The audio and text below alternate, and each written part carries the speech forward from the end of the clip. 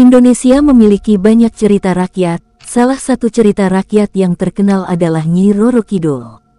Dalam legenda, Nyi Roro Kidul adalah sang penguasa Laut Selatan. Namun, kebenaran cerita tentang sosok Nyi Roro Kidul masih menjadi kontroversi.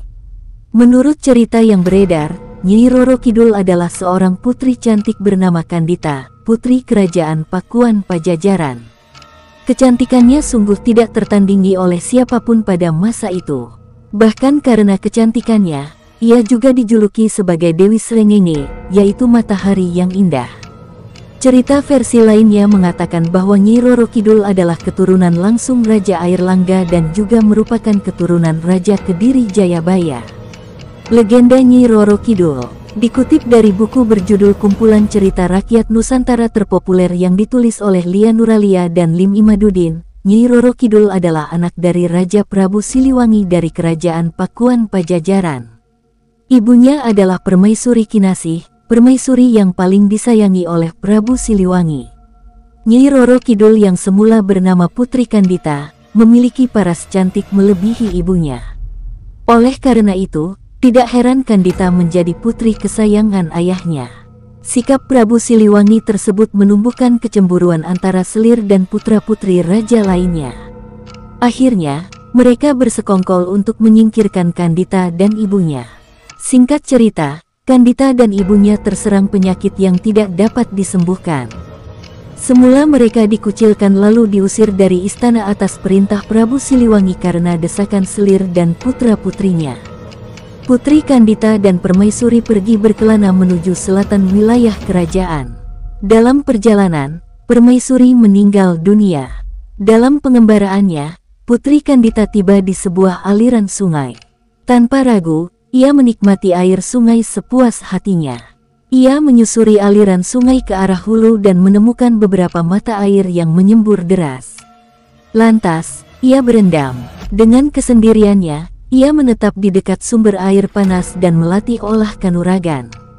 Setelah sekian lama tinggal di sungai, tanpa disadari penyakitnya pun berangsur-angsur hilang. Setelah sembuh, Kandita melakukan perjalanan ke arah hilir sungai. Kandita terpesona saat tiba di muara sungai yang dekat dengan laut. Setelah itu, Putri Kandita memutuskan untuk bermukim di wilayah tepi laut sebelah selatan wilayah Pakuan Pajajaran. Selama menetap di sana, Kandita dikenal luas hingga ke berbagai kerajaan di Pulau Jawa sebagai seorang wanita yang cantik. Sejak saat itu, banyak pangeran yang ingin mempersuntingnya. Menghadapi para pelamar, ia mengajukan syarat yaitu para pelamar harus mengalahkan kesaktiannya termasuk bertempur dengan gelombang laut di pantai selatan Pulau Jawa. Apabila para pelamar kalah, maka mereka harus tunduk menjadi pengiringnya. Pertempuran tersebut sering dilakukan di kawasan sebuah teluk yang ada di pantai selatan.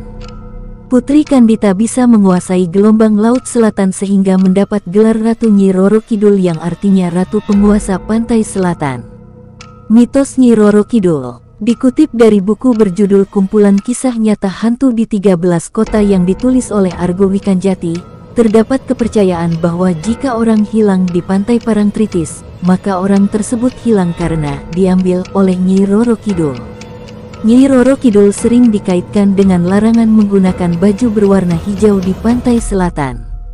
Dikutip dari buku yang berjudul Narasi Mitos dan Legenda Indonesia dalam Ekspresi Batik Tamarin karya Nuning Yanti Damayanti, memakai baju hijau dapat membuat pemakainya tertimpa kesialan karena warna hijau adalah warna kesukaan Nyi Roro Kidul.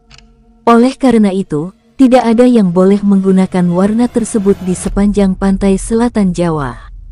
Secara logika, alasan tersebut muncul karena air laut pada daerah pantai selatan memiliki warna yang cenderung kehijauan.